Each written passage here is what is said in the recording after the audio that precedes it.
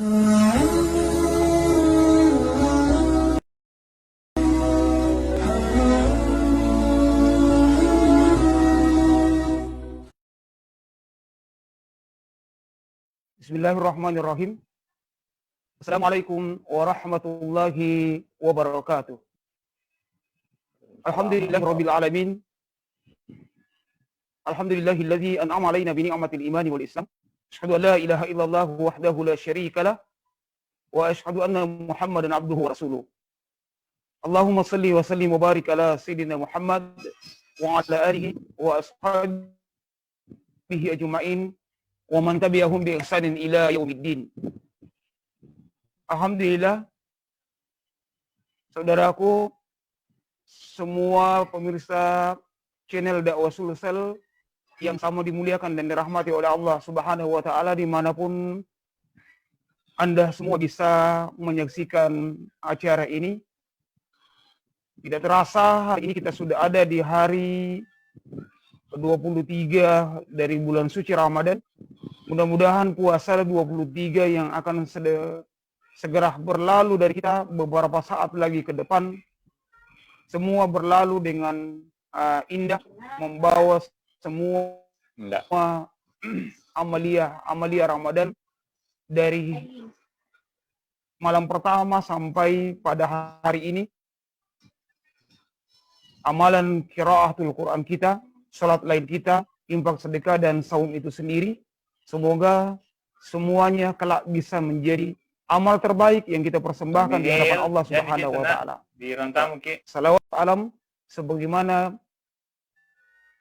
Allah Subhanahu wa taala menegaskan dalam Al-Qur'an, "Wa ma arsalnaka illa rahmatan lil alamin." Bahwa risalah yang diturunkan oleh Allah kepada Rasulullah sallallahu alaihi wasallam itu adalah menjadi rahmat bagi seluruh alam. Saudaraku, pemirsa channel Dakwah Sulsel yang dimuliakan oleh Allah, insya Allah beberapa hari ke depan, beberapa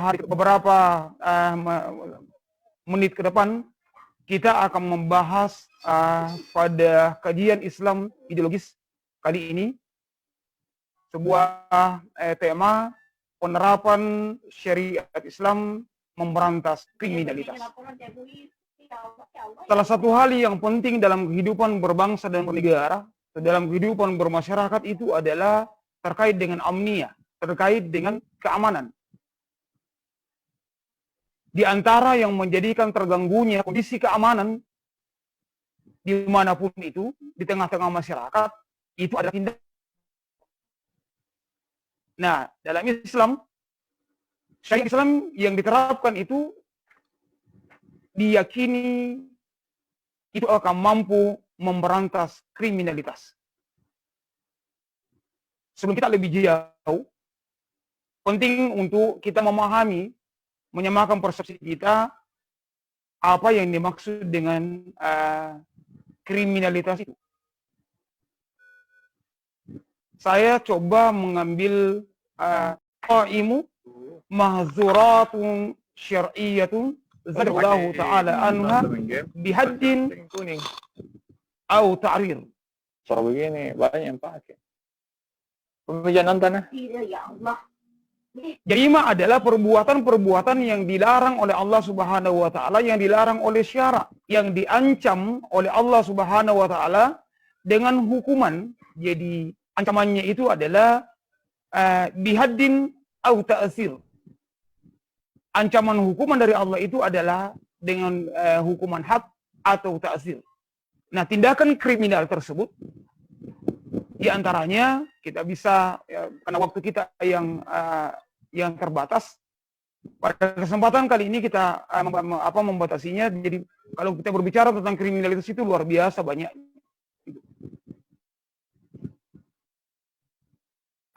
Perampokan, pembunuhan, itu, koruptor atau korupsi, narkoba, minuman keras, itu, LGBT, pemerkosaan dan lain-lain, itu masih banyak lagi.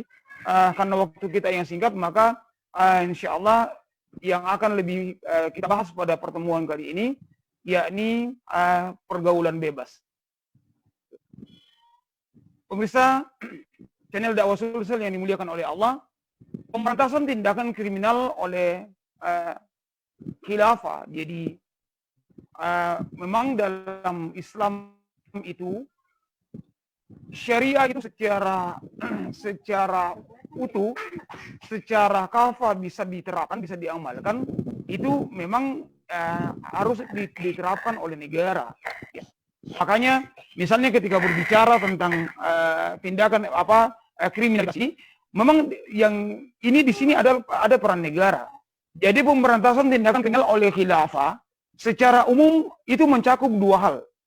Yang pertama adalah pencegahan tindakan kriminal dengan penerapan syariat Islam di tengah kehidupan. Kemudian yang kedua adalah penjatuhan sanksi atau hukuman bagi orang yang melakukan kriminal. Gitu. Nah, dengan demikian, pemirsa yang dimuliakan oleh Allah, paradigma pemberantasan kriminal didasarkan, ini kalau kita lihat dalam Islam, paradigma pemberantasan kriminal itu didasarkan pada tindakan preventif, tindakan pencegahan sebelum terjadinya tindakan kriminal tersebut, dan tindakan kuratif bagi pelaku yang melakukannya. Jadi ini luar biasa. Upaya pencegahan berupa hukum-hukum syariat yang mencegah terjadinya tindakan kriminal, gitu ya. Jadi nanti untuk mencegah terjadinya kriminal. Sementara upaya kuratif itu berupa penjatuhan sanksi bagi para pelaku tindakan kriminal. Ya. Nah, satu hal yang menarik, bahwa sistem sanksi dalam Islam itu sangat berbeda dengan sistem sanksi apapun di dunia ini. Ya. Jadi sangat berbeda dengan dua. Yang pertama adalah zawajir, yang kedua adalah jawabir. Nah, sanksi dalam Islam sangat tegas. Sehingga karena saking tegasnya, maka yang muncul itu adalah efek jerah. Ya. Oleh karena itu, sanksi dalam Islam akan mencegah seorang untuk melakukan suatu tindakan kriminal. Ini yang disebut dengan zawajir. Jadi kalau ada orang misalnya tahu bahwa sanksi pencuri itu adalah potong tangan, gitu. Nah, pasti orang kemudian akan berpikir panjang untuk mau mencuri. Saking panjangnya dan lamanya berpikir ketika berbicara tentang ayat kisos, di akhir ayatnya kemudian dijelaskan oleh Allah, walakum fil qisasin hayatun ya ulil albab. Dalam kisos itu ada jaminan kelangsungan hidup bagimu, wahai orang-orang yang berakal, supaya kamu bertakwa. Nah, Imam Al-Alusi berkata dalam tafsirnya Ruhul Ma'ani, beliau mengatakan bahwa makna kisos sebagai jaminan kelangsungan hidup adalah kelangsungan hidup di dunia dan di akhirat. Jaminan kelangsungan hidup di dunia sangat jelas, karena dengan disyariatkannya kisos berarti seorang akan takut melakukan pembunuhan. Jadi insya Allah kalau orang sudah tahu bahwa membunuh itu adalah hukumannya dibunuh juga, maka dia tidak akan pernah berani untuk melakukan pembunuhan. Nah, dengan demikian kisos menjadi sebab kelangsungan hidup jiwa manusia yang sedang berkembang. Nah, adapun di akhirat itu keberlangsungan hidup di akhirat itu adalah berdasarkan pada alasan bahwa yang membunuh jiwa di dunia, jika telah dikisos di dunia, nah ini hebatnya. Makanya hukum kisos ini sebenarnya adalah hukum yang harusnya dilakukan oleh semua kaum muslimin, semua manusia, karena kalau kisos ini sudah diterapkan, maka ternyata kalau di akhirat ia tidak akan dituntut memenuhi hak orang yang dibunuhnya. Kenapa? Karena sanksinya di dunia sudah dilakukan. Nah, inilah yang disebut dengan fungsi sanksi yang kedua dalam Islam itu yang disebut dengan jawabir, yakni sebagai penebus dosa. Dan ini yang pernah disampaikan oleh Nabi SAW dalam sebuah hadisnya yang diriwayatkan oleh Ibnu Majah dan Ibnu Hibban. Nabi mengatakan, man asaba minkum haddan, barang siapa di antara kalian yang melakukan pelanggaran hukum Allah Subhanahu wa taala, jadi melakukan pelanggaran hukum Allah, yakni hudud Allah, faju'ilat lahu uqubatuhu fahuwa kafaratuhu. lalu dijatuhkan sanksi kepadanya, ia ikhlas atas sanksi itu, maka itu merupakan kafarat bagi satu contoh tindakan kriminalitas itu, bagaimana penerapan syariat Islam itu bisa mencegahnya. Jadi karena waktu kita yang singkat, yang ada adalah kita coba angkat satu contoh, yakni pergaulan bebas. Ini pergaulan bebas sampai hari ini, saudaraku yang dimuliakan oleh Allah Subhanahu wa taala, adalah hal yang kemudian sangat vulgar kita lihat dalam kehidupan kita, ya. Bahkan mulailah kita coba lihat anak-anak SD yang masih menggunakan pakaian putih merah, itu sudah mengenali yang disebut dengan cinta-cinta, pacaran, bahkan kemudian sudah bisa memberikan bunga kepada lawan jenisnya. Ini na'udzubillah min dzalik. SMP apalagi, ya. SMP apalagi. Ini luar biasa. Yang jelasnya kalau saudaraku yang dimuliakan oleh Allah mau mencoba untuk men-searching di media-media online, ya, termasuk media-media mainstream, maka kita akan menemukan data yang sangat mengagetkan kita terkait dengan pergaulan bebas ini. Misalnya satu contoh, survei yang dilakukan oleh ada tulisan yang dimuat di liputan6.com itu. Ini tanggal 19 Juli 2019. Jadi kurang lebih ya setahun lalu lah, 2019. Di liputan6.com mengatakan 33% remaja Indonesia melakukan hubungan seks penetrasi sebelum nikah. Ini bayangkan. Belum nikah sudah melakukan hubungan seks. 33%. Bukan angka yang kecil. Dan banyak lagi. Nah, pertanyaannya kenapa ini semakin tumbuh subur? Saudaraku yang dimuliakan oleh Allah, karena kita sedang berada dalam sistem yang memang sistem itu adalah sistem yang menghidupkan tentang pergaulan bebas itu. Jadi sistem demokrasi kapitalis ini adalah sistem yang memang tidak memperhatikan sama sekali tentang soal keturunan. Beda dalam Islam, makanya nanti insya Allah kita akan membahas lebih jauh di pertemuan-pertemuan berikutnya, bagaimana menjaga tentang keturunan, bagaimana Islam menjaga tentang akal, dan lain sebagainya. Sistem demokrasi itu justru mempertuhankan hawa nafsu. Ada yang disebut dengan kebebasan, maka muncul kebebasan berperilaku. Orang pacaran itu dianggap biasa. Kalau dilarang, melanggar hak berekspresinya dia. Ini kan bahaya sebenarnya. Nah, nafsu seks diumbar sedemikian rupa tanpa mengindahkan aturan sama sekali. Bagi sistem demokrasi, hubungan seks boleh-boleh saja selama tidak merugikan orang lain. Maka jangan heran tidak ada satu aturan dalam sistem demokrasi, termasuk mungkin di negeri ini, yang tidak mengharamkan tentang zina. Jadi tidak ada itu haram tentang zina. Kan orang yang melakukan hubungan itu laki dengan laki-laki, ya kalau tidak ada yang, makanya zina kan disebut dengan delik aduan. Kalau tidak ada yang keberatan, maka berarti dilakukan suka sama suka, aman itu. Oleh karenanya, karena begitu aturannya, maka ta'ayal, seks bebas dan sejenisnya itu kemudian angkanya terus merosot tinggi. Gitu. Begitu juga dengan kita lihat prostitusi, gitu ya. Prostitusi pun bak jamur di musim hujan. Ya. Jika dulu saudaraku yang dimuliakan oleh Allah, perbuatan maksiat ini itu terjadinya di warung-warung,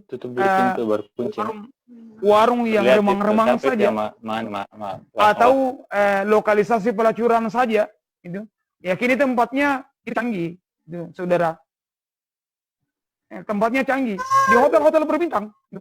Cara menggait konsumennya pun itu sudah canggih. Itu lewat media sosial. Makanya muncul pernah beberapa waktu yang lalu ada yang disebut dengan prostitusi online. Mereka menawarkan jadi lewat media sosial. Nah, pelacurnya pun tidak lagi kelas kere, bukan lagi kelas miskin. Tapi justru kenapa? Karena ini menjadi tren, itu ternyata dilakukan oleh artis-artis papan atas.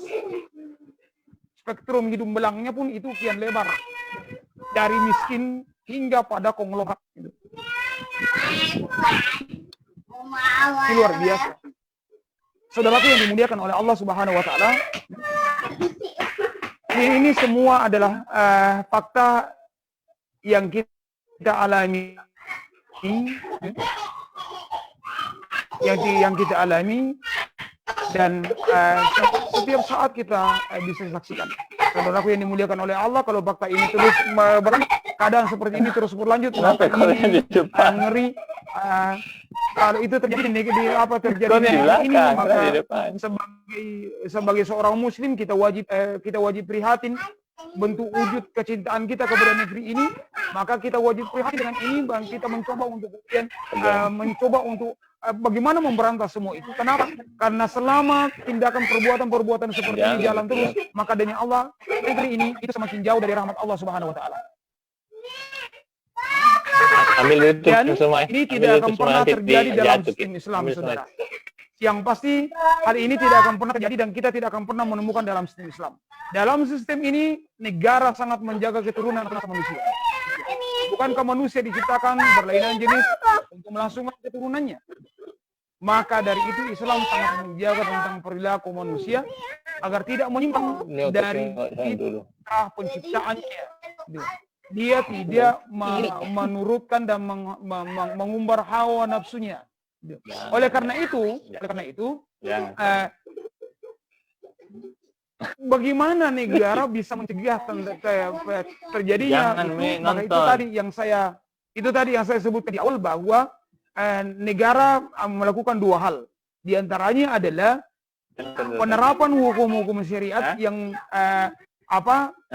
yang betul-betul bisa dikontrol, dilakukan oleh negara, sehingga ketika hukum-hukum syariat ini bisa berjalan dengan baik, maka akan mencegah terjadinya tindakan kriminal. Jadi ini kan begini, orang selama ini yang salah, yang takut dengan begitu berbicara tentang syariat Islam, gitu ya. Berbicara tentang syariat Islam, misalnya hukum cambuk bagi pesina yang berzina yang sama-sama belum menikah, atau dirajam bagi pesina yang belum menikah. Cuma ini yang dipahami. Padahal sebenarnya hukuman itu adalah langkah yang terakhir yang dilakukan oleh negara, langkah yang terakhir dilakukan oleh khalifah. Tapi sebelum sampai pada tahap ini, sebelum sampai pada penjatuhan hukuman, maka ada hukum syariat yang memang diperintahkan oleh Allah Subhanahu wa taala kepada negara untuk diterapkan sehingga tidak terjadi tidak terjadi tentang hukum cambuk bagi pesina. Jadi ada hukum-hukum syariat lain yang diperintahkan oleh Allah supaya apa? Hukum cambuk itu tidak terjadi. Artinya persinahan tidak terjadi. Kalau tidak terjadi persinahan, maka tidak akan terjadi itu yang disebut dengan hukum cambuk. Maka jangan heran, saudaraku yang dimuliakan oleh Allah, dalam kurun waktu 1400 tahun lamanya Islam itu diterapkan dalam sebuah wadah institusi negara. 1400 tahun lamanya yang ada dalam sejarah, hukum potong tangan itu hanya terjadi 200 kali. Berarti kasus pencurian yang lain potong tangan itu cuma 200 kali. Dalam kurun waktu 1400 tahun. Coba menghitung-hitung di Indonesia. Kira-kira kalau di Indonesia ini dalam satu hari kira-kira itu dalam satu tahun mau saja, jangan sampai puluhan tahun sejak Indonesia merdeka. Kita menghitung-hitung berapa kali kira-kira itu pencurian yang layak dipotong tangannya. Padahal belum itu cukup 100 tahun Indonesia merdeka. Nah, dalam sistem Islam, ketika Islam diterapkan dalam sebuah negara, maka pada saat itu 1400 tahun lamanya kasus potong tangan cuma 200 kali. Bayangkan. Kenapa? Karena ada hukum-hukum lain yang diperintahkan oleh Allah kepada negara untuk diterapkan. Kalau ini diterapkan, maka akan mencegah terjadinya tindakan kriminal. Itu. Nah, dalam kaitannya dengan pertemuan kita, materi kita pada sore ini tentang pergaulan bebas. Itu. Bagaimana hukum itu diperintahkan oleh negara? Yang pertama adalah negara wajib menjamin dengan baik keimanan individu itu bisa terjaga. Jadi keimanan individu dengan pembinaan dan sistem pendidikan Islam, kurikulum, materi dan metode yang membentuk kepribadian Islam secara gratis. Rasulullah SAW dulu membebaskan tahanan dengan tebusan berupa seorang tahanan mengajari membaca kepada 10 orang sahabat. Ini menunjukkan bahwa pendidikan merupakan tanggung jawab negara. Nah, ingat, yang pertama kali kemudian menjadi perhatian dalam dunia pendidikan, dalam pendidikan itu adalah terkait dengan keimanan. Akidah, ini yang penting. Makanya Luqmanul Hakim mengajarkan kepada anaknya itu, ya bunayya la tusyrik billah. Sebelum diajari untuk bisnis, itu anak-anak itu yang pertama kali diajarkan itu adalah bagaimana akidahnya. Gitu. Nah, negara harus menjamin itu. Makanya tanggung jawab negara itu adalah mengurus pendidikan. Yang kedua, ada kewajiban menutup aurat terhadap jenis. Dalam hasanah syariat Islam sudah dikenal yang disebut dengan batasan aurat, gitu ya. Tidak boleh menampakkan aurat kecuali kepada mahramnya. Ya, silakan lihat pada Quran surat An-Nur ayat 31. Itu sudah jelas. Batas aurat laki-laki itu adalah dari pusat sampai ke lutut. Batas aurat wanita itu adalah semua semua badannya kecuali wajah dan kedua telapak tangan. Itu yang masyhur. Yang ketiga, tidak mengumbar kecantikan di depan publik, tidak tabarrut, ya. Sedangkan bagi ibu-ibu, bagi istri-istri itu silakan mempercantik diri, tapi mempercantik diri di hadapan suami, bukan mempercantik diri pada saat ke pengantin. Ini kan sekarang tak balik-balik keadaan, berbalik itu keadaan. Kalau di rumah biasa-biasa saja, kalau pergi ke pengantin, pergi keluar, itu luar biasa mempercantik dirinya. Ini yang disebut dengan tabarrut di depan publik. Nah, ini pun kemudian Allah sangat melarang. Silakan saudaraku, karena waktu yang singkat, nanti dilihat dalam Quran surat Al-Ahzab ayat 33. Kemudian perintah menjaga pandangan betul besar. Ini sebagaimana dinyatakan dalam Quran surat An-Nur ayat 31. Jadi menundukkan pandangan. Gitu. Yang berikutnya ini menarik, larangan tidur dalam satu selimut, baik sejenis, apalagi kalau berbeda lawan jenis. Nabi SAW memerintahkan menjelaskan kepada kita, perintahkanlah anak-anak kalian, muru auladakum bis shalah, perintahkanlah anak-anak kalian itu untuk melaksanakan salat pada usia 7 tahun. Kalau 10 tahun tidak salat maka pukul. Dan kata Nabi SAW, wa farriqu bainahum fil madaji, dan pisahkan mereka di tempat tidurnya. Rasulullah SAW memerintahkan umatnya untuk memisahkan tempat tidur anak-anak. Padahal kalau mau dipikir ini tidak ada keraguan sedikit pun, pasti mereka pada saat tidur diranjang. Hal ini tidak akan mengantarkan mereka dalam perbuatan zina atau sodomi dan lain sebagainya. Tapi begini cara Islam untuk kemudian melakukan perbuatan pencegahan yang luar biasa. Yang keenam, dilarang berhalwat, dilarang berikhtilat. Jadi tidak boleh berhalwat dan ikhtilat. Halwat itu artinya ya mojok, berdua-duaan antara laki dan perempuan. Ini yang banyak terjadi dan kita bisa menemukan itu di berbagai macam taman-taman itu. Kalau mau jalan-jalan ke taman-taman itu biasa sebelum corona itu banyak itu mengganggu pandangan mata. Mojok-mojok ini menjadi kebiasaan. Bahkan itu dilakukan di bulan puasa. Habis sholat subuh itu mereka mojok di taman-taman. Mau buka puasa ngabuburit mojok di taman-taman. Ini mengundang laknat dan azab Allah Subhanahu wa taala turun. Yang kedua yang dilarang itu adalah ikhtilat. Ikhtilat itu apa? Percampur baur antara laki-laki dan perempuan. Ini disampaikan oleh Nabi sallallahu alaihi wasallam dalam sebuah hadisnya, "Man kana yu'minu billahi wal yawmil akhir," ya, barang siapa yang beriman kepada Allah dan hari akhir, maka janganlah ia berhalwat dengan seorang wanita tanpa ada mahram wanita tersebut. Karena ingat yang ketiga di antara mereka itu adalah setan. Itu dilarang oleh Nabi, dilarang oleh syariat Islam. Yang ketujuh, negara memberikan kemudahan dalam menikah. Bahkan Nabi Shallallahu Alaihi Wasallam mengatakan perempuan yang paling besar mendatangkan berkah Allah untuk suaminya adalah perempuan yang paling ringan maharnya. Ingat, pernikahan itu dalam Islam itu ringan, mudah. Terkadang kita lah yang mempersulit. Hanya karena gara-gara uang panai, orang kadang tidak menikah. Gitu. Yang terjadi saat ini, kadang pernikahan itu dipersulit, perceraian justru kemudian dimudahkan. Gitu. Padahal sesuai dengan prinsipnya, mempermudah pernikahan berarti menutup pintu zina. Dan mohon maaf, mempersulit pernikahan berarti mencoba untuk membuka pintu zina. Gitu. Yang kedelapan, kebolehan berpoligami. Gitu. Kebolehan berpoligami dan pada saat yang sama melarang berzina. Cuma kan dalam kondisi sekarang, ada orang yang justru kemudian jauh lebih memilih untuk kemudian menyalurkan kebutuhan seksnya itu dengan cara yang diam-diam, makanya tempat pelacuran itu banyak. Yang datang-datang di tempat pelacuran itu adalah orang-orang yang memang sudah punya istri di rumah. Kenapa? Karena saat ini poligami menjadi hal yang sangat tabu dalam kehidupan manusia. Bahkan kemudian kadang-kadang orang yang melakukan sesuatu yang dibolehkan ini itu kemudian itu kadang dikucilkan dari masyarakat, dianggap diperlakukan seperti melakukan sebuah dosa besar. Padahal ini adalah bagian dari syariat. Ini cara Islam untuk kemudian mencegah terjadinya kriminalitas. Ada memang mohon maaf, ada memang laki-laki yang diberikan oleh Allah Subhanahu Wa Taala potensi garis satu naunya tinggi besar.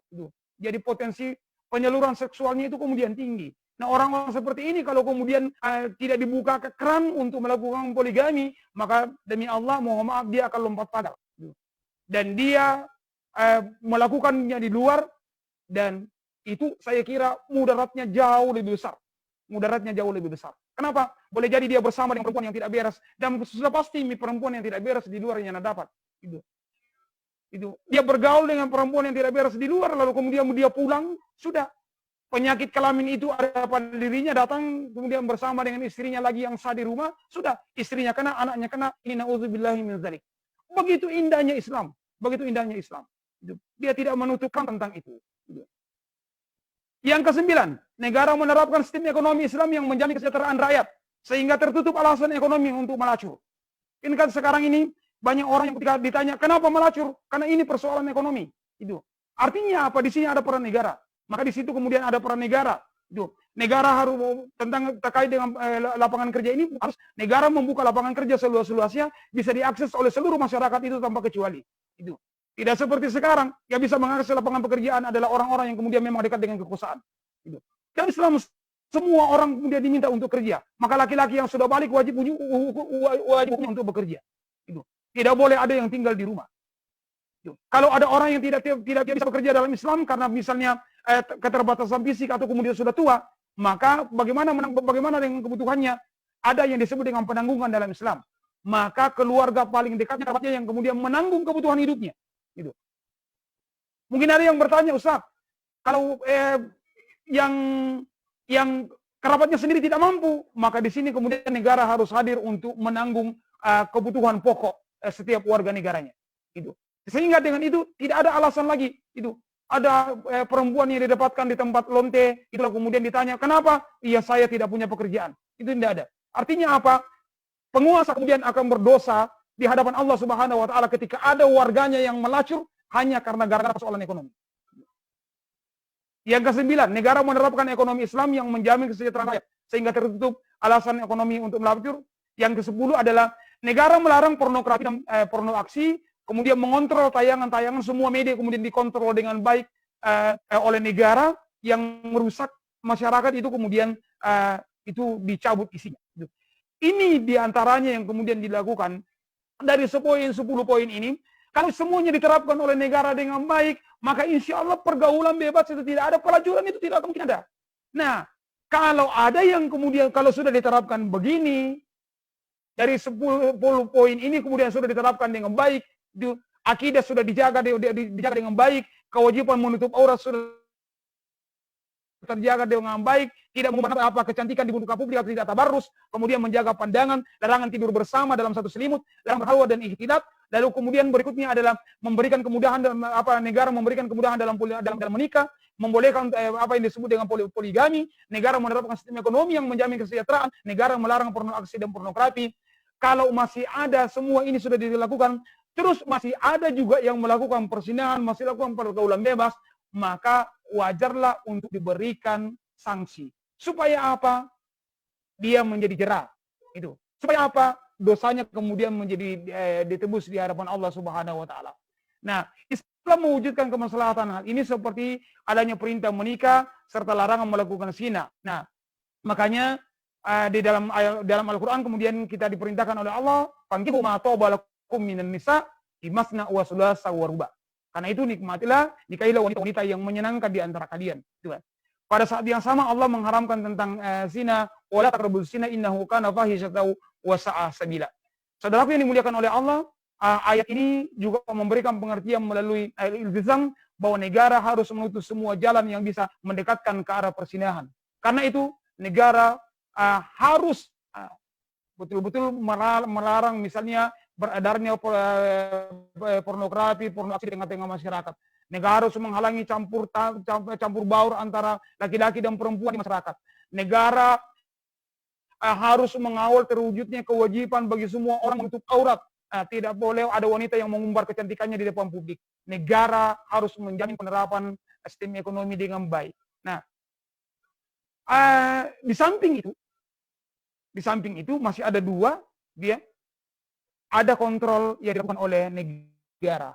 Jadi spirit amar ma'ruf nahi mungkar itu dalam Islam itu kemudian harus tetap terpelihara. Dan yang berikutnya adalah dijatuhkan sanksi. Nah, sanksi bagi perzina dalam Islam jelas dalam Quran surat An-Nur ayat 2, az-zaniyatu waz-zani fajlidu kullu wahidin minhuma mi'ata jaldah. Perempuan yang berzina dan laki-laki yang berzina adalah tiap seorang di antara keduanya itu adalah 100 kali. Nah, ayat ini itu kemudian sangat jelas bahwa hukuman bagi yang berzina itu adalah didera. Nah, tujuan hukuman itu adalah membuat mereka menjadi jera sehingga tidak ada lagi yang kemudian akan melakukan perbuatan yang sama. Dan yang berikutnya adalah insya Allah ketika dia sudah menerima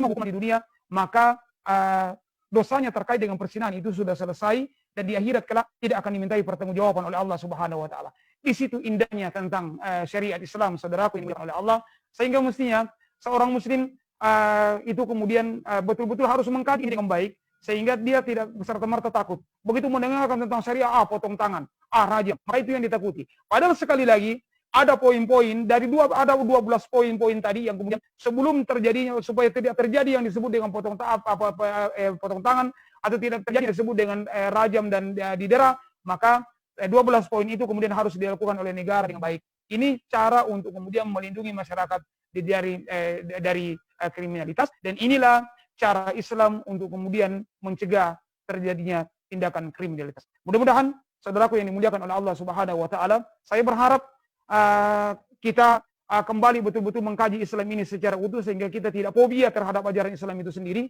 kita tidak takut dengan ajaran kita sendiri. Harusnya kita menjadi bangga menjadi seorang muslim. Kenapa? Syariat Islam ini adalah syariat yang paripurna yang diturunkan oleh Allah, yang justru ketika kita amalkan maka insya Allah kita akan mendapatkan keberkahan di dunia, hidup di dunia, dan keberkahan hidup di akhirat kelak. Demikian yang bisa saya sampaikan pada waktu yang singkat ini. Mudah-mudahan ada manfaatnya, ada berkahnya bagi kita semua. Aduh kalam, wallahul muwafiq ila aqwamit thariq. Wassalamualaikum warahmatullahi wabarakatuh.